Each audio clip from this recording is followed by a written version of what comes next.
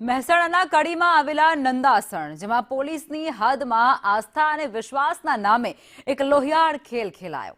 કડી તાલુકાના રાજપુર હાઈવે પર 47 વર્ષીય મહિલાની છરીના ઘા મારી અને ઘાતકી હત્યા કરી દેવાઈ છે.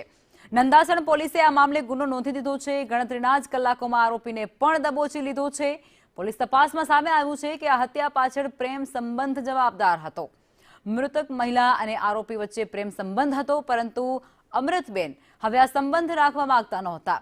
આરોપી સેંધાજી પરાણે સંબંધ રાખવા માટે તેમના પર સતત દબાણ કરતો હતો, ત્યારે મહિલાએ સ્પષ્ટ ના પાડી દેતા તે રોષે ભરાયો હતો. મહિલાએ મયંક ન આપતાની સાથે જ આરોપીએ ઓફિસ બહાર જ તેમનો કાંટો કાઢી નાખવાનો પ્લાન ઘડ્યો અને હત્યાને અંજામ આપ્યો.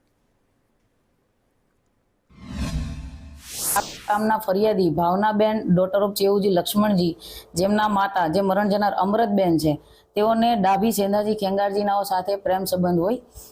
જેઓને પ્રેમ સંબંધ નહીં રાખવા બાબતે આ કામના મરણ જનારે ના પાડતા આ કામના આરોપીએ મરણ જનારને તેમના પેટના ડાબા ભાગે છરી મારી ઈજા પહોંચાડેલ હોય, જેથી તેઓ 5/3/2026 સારવાર દરમિયાન હોય અને આ સારવાર દરમિયાન તેમનું 13/3/2026 રોજ મૃત્યુ નિપજેલું હોય.